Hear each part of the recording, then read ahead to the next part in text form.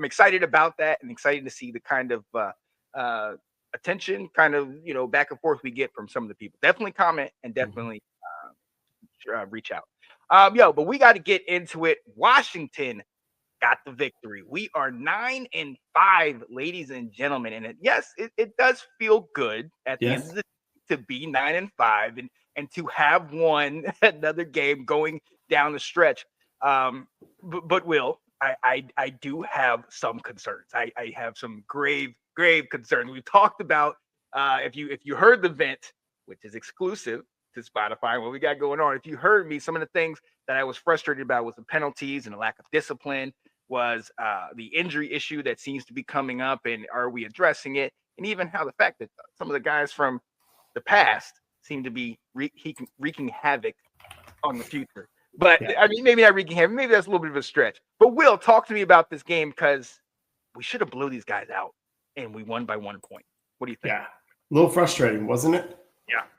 And especially when the first half, I mean, I was kind of starting to recline in my chair a little bit during this game because it wasn't really that much of a contest. Jake Haener was atrocious. And even in the second half, I was like, all right, it's they scored. The defense for the Saints was playing pretty good, but it got really close. Yeah. I mean, to the point where we very well could have lost that game. And we collapsed in the second half. And it is. I feel good that we won. I'm thrilled that we've created our first winning season since 2016, guaranteed a winning season with our ninth win. But you don't walk around with your chest pumped out on Monday, winning the way we did. No, I mean we tied them with both having 11 passing first downs. But I think one of the biggest things that really frustrated me is the fact that while we were able to pass a little bit, we gave up the most sacks in a game we've had this year, with 8 sacks against the Saints. And that's where I was talking about the pass coming back to wreak havoc with Chase Young getting his 2 sacks. And I know you saw that one time where he kind of just stand there and looks over to the sidelines. And I'm just sitting here like, this guy, where was that in Washington? But I'll pump my besides your rookie year, where was that? Come on, buddy. But I mean, it speaks to a bigger issue, and we're going to get into some of the injury issues. But before we do, I got to talk about how that second half fell apart. I mean, now I know my guy Will is trying to be reserved. We know who stepped in for Jake Haener. Okay, the South Carolina's real finest, Mr. Spencer Rattler. He did his thing. But to your point, Will, I mean, to say it was a collapse was maybe an understatement, because the amount of penalties we had, I believe 9 penalties for 84 yards.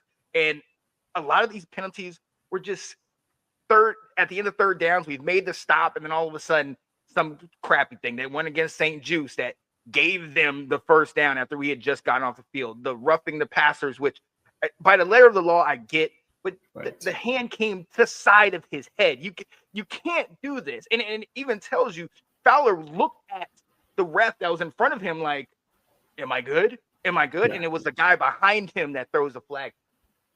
Come on now. But it's still, you don't want to put yourselves in those situations to where the refs have the ability to change the game.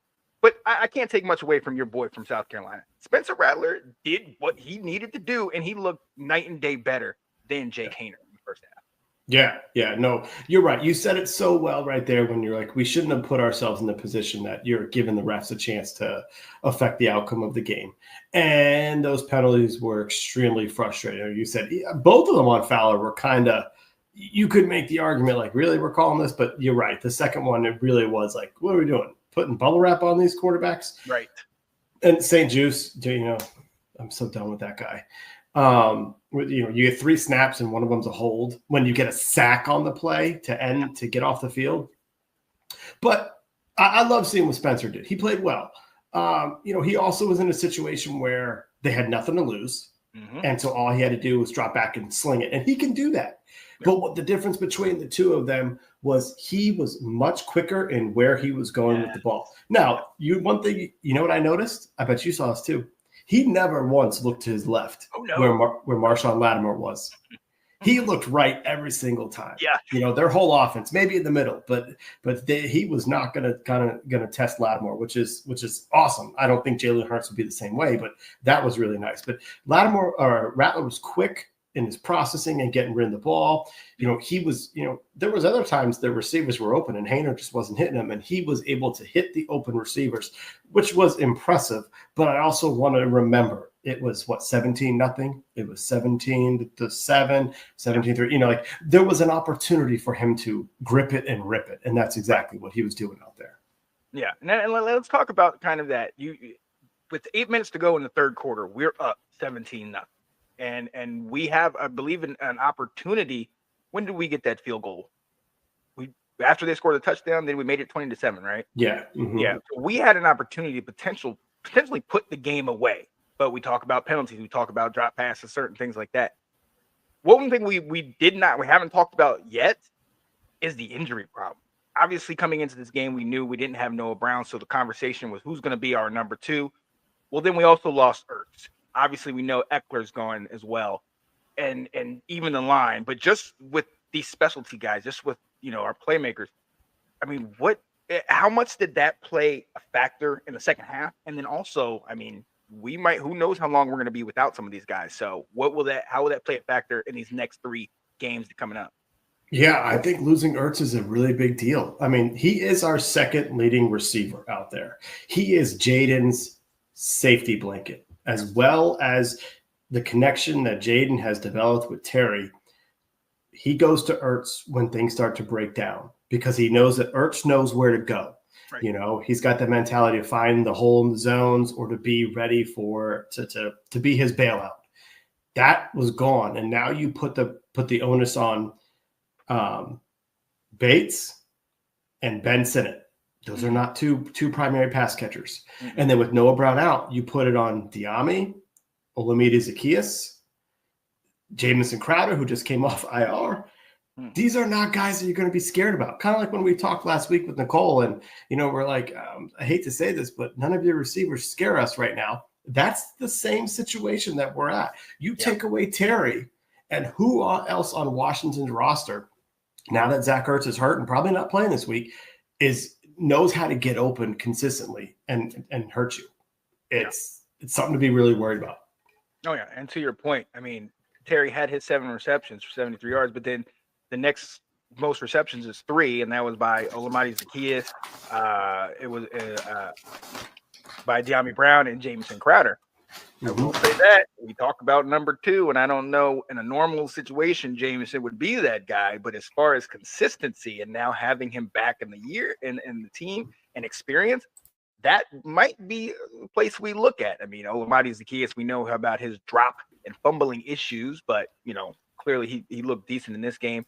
And then, you know, Diami did no different than what Diami does. So I think that's something we need to look at going down the stretch, because we're not going to get it for the rest of the way.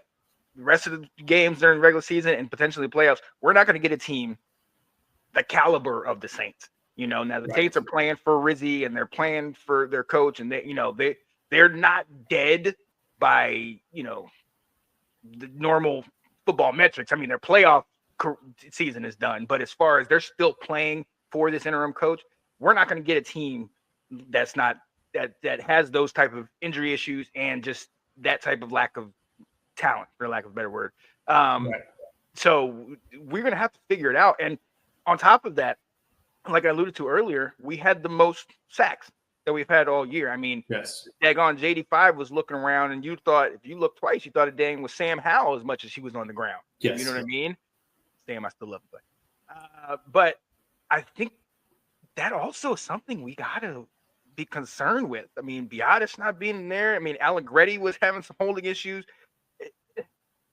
Can we have success if we don't have at least the O-line that we have had starting the season? No, not at all. Yeah, you said it. I was thinking it as you were talking about. This reminded me of last year with Sam Howell, where if you want to talk about the 8 sacks, okay, well, who was it? Is it on the quarterback? Is it on the offensive line? Is it on the play calling? What's the percentage? And all 3 of them were at fault this week. You saw Brandon Coleman, who's had a really good rookie season, and has been a gem of a third-round pick at left tackle. He got owned by Chase Young. You know, it wasn't just the 2 sacks. Chase Young was putting pressure. He became that guy that people were like, oh, we got to keep your eyes on him. Right. Okay. Andrew Wiley had trouble with Granderson on the other side.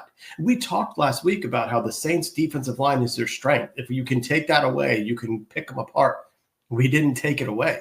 Mm-hmm. Timely penalties. You mentioned it. Allegretti, your guy, De'Ami Brown, made a great catch on a play that was putting the ball down at the 10-yard line, keeping a drive going, moving forward. Mm-hmm. Allegretti with the hold. We dropped back. We moved back out of field goal range. You know, we had some really timely penalties on offense that were hurting us. Yeah. By all means, we were hurt with Michael Dieter in there. With Tyler Biadasz out because of being sick. By all means, you know, Biadasz is the guy who's calling the formations. He's calling the blitz pickups. Mm-hmm. He's making audibles out there, working with Jaden. You know, along with blocking. And I really think we saw a drop-off. No different a couple of years ago. Remember when Chase Roulier got hurt? And then whoever came in, it took a while. And it wasn't until we got Tyler Larson in there to kind of solidify it a little bit. You could see how important the play of the center was out there. And with Biadasz out, now it was just a sickness, probably like the flu. Mm-hmm. But they did report that essentially Sam Cosmi gutted through that game. Cosmi has not practiced this week. And he's been out because of a sickness. So clearly the flu is running through our offensive line right now, which is concerning. But no, to answer your long way of answering your question, no, the way they played on Sunday is not sustainable for us to have success. Oh, absolutely. And I mean, going against now the likes of this vaunted Eagles defense in this coming week and their D-line, then having the Saints who have a much improved D-line. And then look, Dallas, regardless, always plays us well. And that's before we potentially get into a playoff matchup with. If we're the 7th seed, most likely we might have to go back against Philly or one of those top seeds. So that's something that I'm definitely going to try to keep my eye on. And we're going to have to, because what do I always say in the offseason, man? Give me my 14, 15 linemen for this. But in truth, I would rather have just my solid 5. Have the backup so we can bring them in. But to your point, when you don't have that center, you really understand the importance of that center when he's gone. And if you need to, I think you can't get a better picture than when you look at Ohio State. Ohio State losing McLaughlin, who ended up being the best center in the country. When they lost that, they created a hole. So Michigan, having that good interior rush, was able to shut down that high-powered offense. And something similar to what you're saying with us, that center controls the line. He's the quarterback of the line, so he keeps everybody in line. When you take that piece out and you bring somebody in, you know, shout out to Dieter for doing what he did, but at the same time, he's not Biadasz. So that's going to be very interesting going down. But listen, okay, you go. You go to your point. Oh, no, I was going to move on. So I want to stay on. But see, one of the things I think is important of this is where we haven't criticized Cliff enough on this, and Jaden, because there were times when Jade was holding on to the ball, trying to make some plays, or he tried to bail and run, and he ran right into one of Chase Young's sacks. You know, he ran up, and it was only a 1-yard sack at the time, but instead of just throwing the ball away. But also, one of my criticisms towards the end of the game was on Cliff. Why are you running longer developing plays when your offensive line is struggling? And most importantly, all we needed was a field goal to put the game away in the entire fourth quarter. Why are you not running safer plays that can just get us a little bit further? Don't be running the stuff that you're waiting for these receivers to run crossers and get open so that we can play for the field goal to play for the win. Because, you know, one thing we haven't mentioned is we had chances to put the game away. Terry and Jaden missed on 3 opportunities, and they were very close. But I really feel like on the second one on the sidelines, I feel like Terry was open for the most part, where Jaden didn't need to lead him on that. He could have thrown that right into his chest. It's either a first down or a touchdown. Right. But by trying to lead him, it was an incomplete pass. Like, that wasn't a good decision. It wasn't a good throw. So if we were already missing that combo was just barely off, I really feel like Cliff missed it here by saying, we just need to go for the win. I just need to get a little more conservative, get us to not ruin plays, because we kept having sacks that took us out of field goal range or made it much more, 3rd and long. And we could have gotten out of that with better play calling. And I think a lot of it with Cliff is we have to he's got to, let's start to study other teams, but study us. What are our tendencies? And what I've started to notice is on rundowns, there a lot of teams are run blitzing us. Yes. They're forcing us to either they're jamming the run game or they're forcing Jaden to try to run. And you see they did what Cleveland did. They stretch it out, make him run east and west as opposed to north and south. And when he does that, he's realizing he's not faster than these NFL players. You got linebackers and D linemen that have the kind of wheels that where in college you could be able to run around the corner no problem. So yeah, that's something that we're going to have to look at, the tendencies and how to change that. But I think that goes into actually what I was talking about, and it was 17-0 at one point. And yes, we can talk about the just missed passes or the penalties or everything like that. But I mean, the fact of the matter is, like you said, there were points where we could have ended the game. Even when they started to come back, there were points in certain drives. You talk about those passes that were just missed. There were points, or the De'Ami Brown catch. I think that was key, where we get it. I was just ready to say, yes, all right, that would have been his fourth catch. That was a great play. And then all of a sudden you get the holding penalty and you bring it back. We've always talked about not being able – we have to get ahead of the chains. If we get behind the chains, we have not shown the ability to – we've done it from time to time, but we haven't shown the ability to consistently get back over that hump. So let's talk about that. Let's talk about the end of the third quarter where the play clock stops and we kick the field goal, and all of a sudden it was like, oh, incomplete, or it missed field goal, and then Dan Quinn was like, hey, wait a second, look at the clock, and then you see Rizzy just cussing him out like, you not, because it was a little gamemanship in there, but a lot of that was in the game. I mean, obviously, towards the very end, there was a little clock malfunction, but again, we shouldn't have been in that situation. So let's talk about that down the stretch. What is it that you saw down the stretch that really could be a problem for us in these next couple of weeks, or if we even get to the playoffs? Are we talking about the 54-yard field goal? Was that warrant? Should we have done that, knowing that we don't have a trustable kicker? Well, I mean, so that's a great question. But more, you asked me, what is something that happened in the fourth quarter that is concerning? It's our coaching decisions. That's what's concerning. Right now, I think you saw in the Saints game that Dan Quinn relied too much on faith on the players and not reading the game. Because going into should we have kicked a 54-yard field goal with a kicker who had already missed one, even though he got taken off the board, he missed a 40-some-yarder earlier. Is that the play for Greg Joseph to play? Or do you punt the ball and tell the Saints and a rookie quarterback, if you go 80 yards, 90 yards on me, that's fine. I'll take that. that. But I'm not going to let you go 55. I'm not going to give you a short field. But Dan Quinn was, as he's been all season, so he's consistent, but he wasn't really reading the team and how New Orleans had all this momentum. We weren't really moving the ball, and he decided to kick, go for the field goal, which would have obviously won the game, put the game out of reach, but it missed. It wasn't close. And we gave New Orleans not only that, we gave them an emotional lift and a half a field. And that, I think, is a concern that our coach was so much into, I'm going to trust my guys, and not realizing, kind of taking that step back and say, the game is not going in our way. We need to be conservative right now.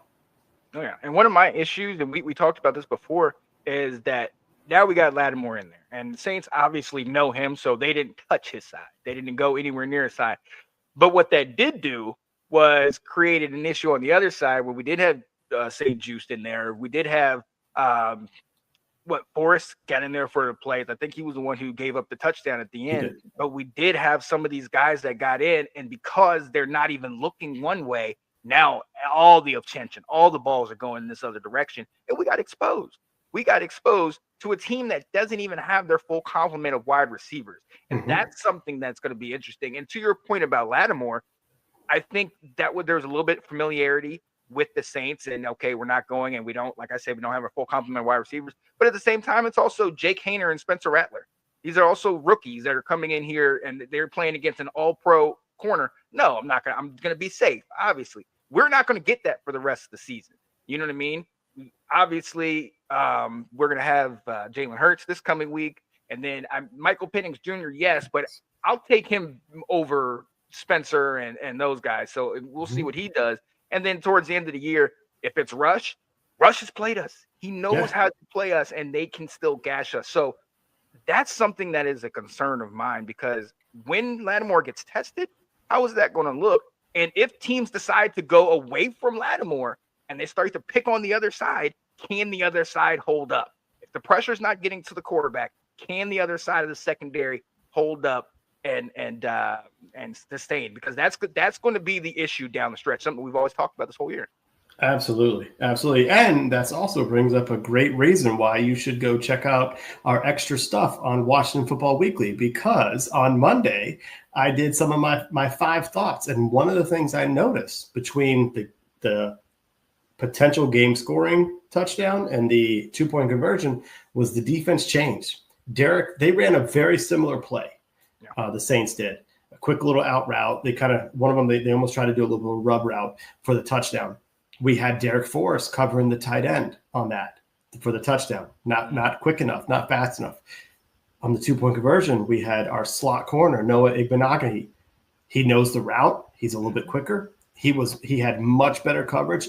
It made Rattler have to make a perfect throw, which he didn't, and we were able to win the game. So I kind of was noticing the coaches made some adjustments. So nice job, Sean. Way to segue into the reason why you want to follow us, because there's extra stuff out there. But by all means, it's really concerning how, we don't have, with some of these injuries, with Jeremy Chin being out, we're putting a Derek Forrest out there playing extensive plays. We're putting a Benjamin St-Juste to rotate in a little bit. And some of these guys, Forrest hasn't played all season, and yet now he's getting more than 50% of the snaps.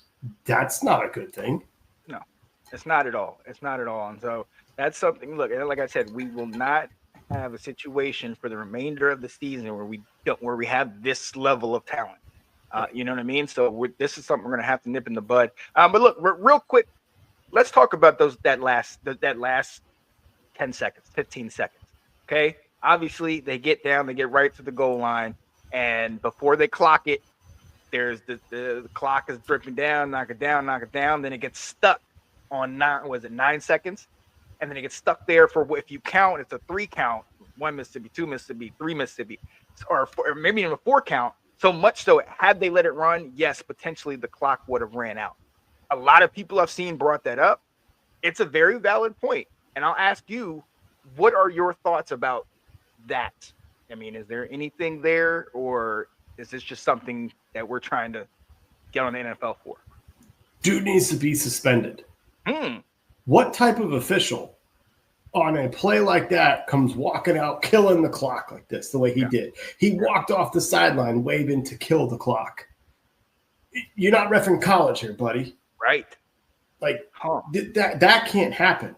Yeah. I do understand when Sean Hockley said, hey, it's not reviewable, because, like you said, it would have been really subjective at that point to go 1 Mississippi, 2 Mississippi.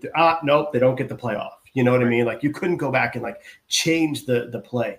But the NFL has to be holding these guys accountable. If you want people to not think this league is fixed, then you need to be doing something about this. You need to make a statement to that official to say, that is too egregious for you to be on the sidelines this Sunday. You're out. You can't be having brain farts in that time frame. But they're not going to do that, So that why do you think these conspiracy theories go around?